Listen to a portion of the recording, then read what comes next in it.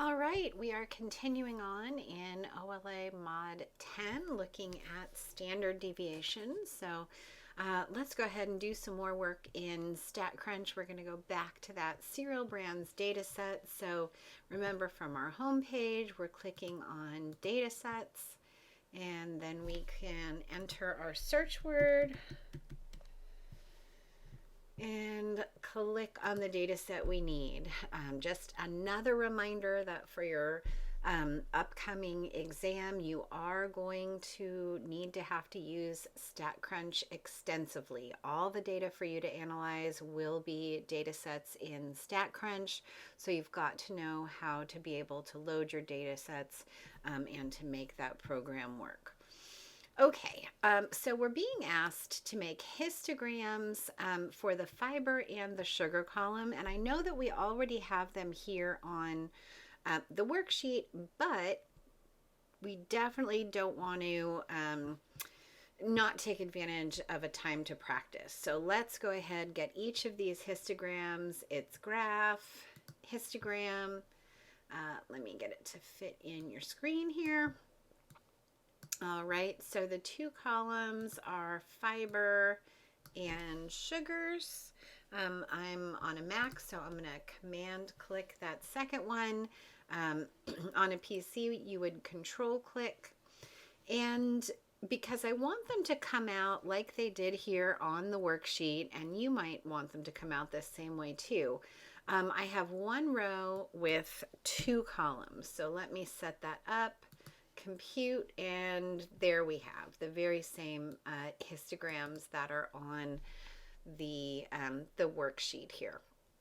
All right, so the first thing we're being asked is, just by visual inspection of these histograms, estimate the mean of each data set and then come up with the relationship between the mean and the median.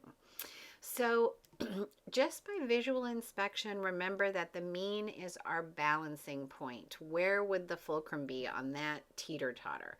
And this really is just an estimate here. So I think, oops, let me pick my color. All right. For the fiber, certainly the bulk of our data is down here on the lower end of the range.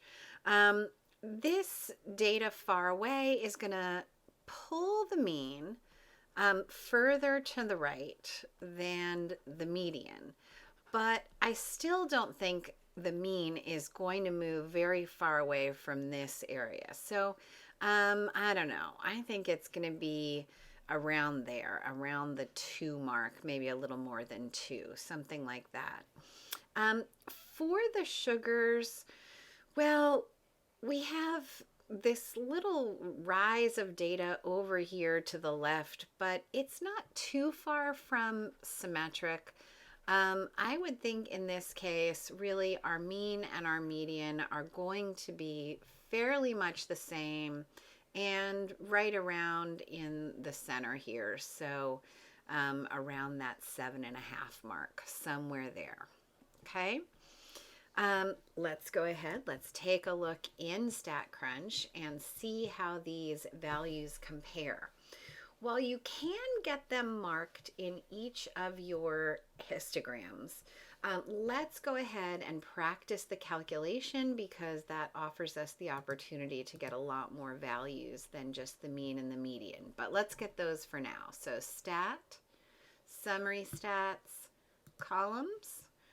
I want to use the fiber column and the sugar column. So I'll pick each of those, and then I want the mean and the median. All right, so let's go ahead and compute. So here are values. Let's see, so for the fiber, my mean, let me go ahead and use my symbol. X bar is the mean of our sample data. So that's 2.15. That would be in grams. And the median is 2. And so for fiber, just like we thought, given the shape, the mean is pulled a little further to the right than the median. Not very far because the range of this data is pretty small and we've got a fairly large data set. For the sugars, our mean was 7.02, which is right around where I thought that balancing point would be, and then our median is 7. And we're seeing there that the mean and the median are really very much the same, like we thought they would be from that picture.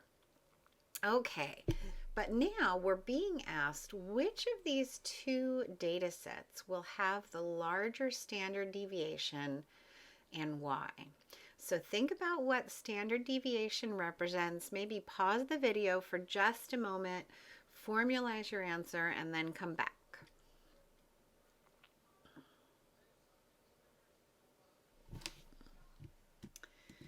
Okay, hopefully you've come up with your decision. So remember that standard deviation is kind of sort of equal to the average distance from all the data to the mean. So if we're taking a look at the fiber, the bulk of our data is here. It's really in a very short distance to the mean, maybe 2 units to the left, 2 units to the right, and we really have just about all the data that there is. So certainly this potential outlier up here is going to increase that standard deviation a little bit, but not too much. Most of the data is going to have a very small distance to the mean. On the other hand, if we take a look in this picture, if we look at sort of that same range of 5 units right around center, we see that there's an awful lot of data that is further away, right? Every time we have taller bars, we know that there's more data.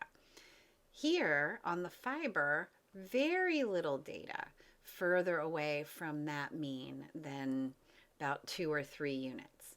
In the sugars, a lot of data out here, more units than that. So between the two data sets, the sugars should have the larger standard deviation because there is more data further from the mean.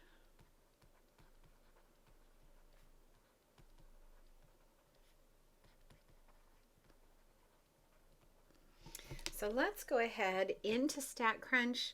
Let's find our 3 measures of variation that we focus on: the range, the interquartile range, and the standard deviation. So those are all coming, same StatCrunch menu where we find our measures of center. So we're doing stat, down to summary stats, columns.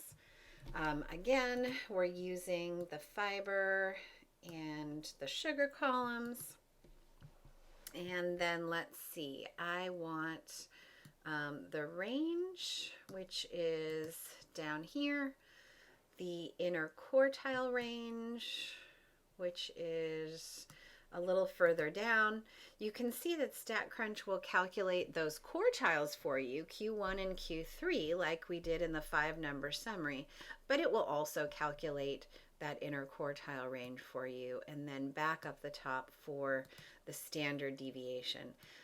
Just a note, way down here is this thing called the unadjusted standard deviation. That's a little different formula if you're dealing with population data. We just really aren't ever, so we're just sticking with the standard deviation. All right, and there we go. So we've got our values. We can see the range for the fiber and the sugar is very comparable. The interquartile range is very different, right? And in fact, the interquartile range would be the better measure of variation for the fiber data set because it is not symmetric. You need that symmetric bell-shaped data set for the mean and the standard deviation to be good measures. Mean for center, standard deviation for variation. But in a highly skewed data set like the fiber, the median as its measure of center and then its interquartile range of 2 is going to be the better measure of variation. But its standard deviation is a little higher than that, 2.38. And then for the sugars, we've got the interquartile range of 8 and the standard deviation of 4.38. Okay, I'd like you to take a minute, see if you could come up with your answers for D. Just think back to what each of those values tell us and how you would be able to interpret those values, each for the fiber and the sugar. And well, I just answered question E, but see if you can remember that and fill it in as well. All right, these are the interpretation statements that I wrote for the range. The fiber amounts in the cereals vary by 14 grams, sugar varies by 15 grams.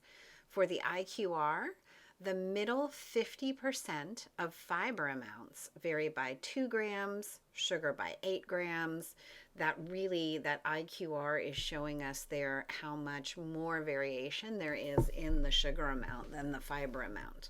And then in the standard deviation as well. On average, fiber amounts vary from their mean of 2.15 grams by about 2.38 grams. On average, okay, the fiber amounts on average are 2.38 grams above and below that mean. And then on average, sugar amounts are varying from their mean of 7.02 grams by about 4.37 grams. And as we talked about before, since the fiber column is highly skewed right, we would definitely need the median to represent center and the IQR as our best measure of variation. For the sugars, it's really sort of a wishy-washy gray area. It's not too far from bell-shaped. Now that we've looked at how close that mean and that median is, either one is probably an okay measure of center. And same thing for the interquartile and the standard deviation as a measure of variation. All right, I will see you back here to talk about the empirical rule. As always, please reach out, email me if you have any questions. Let me help when you are confused.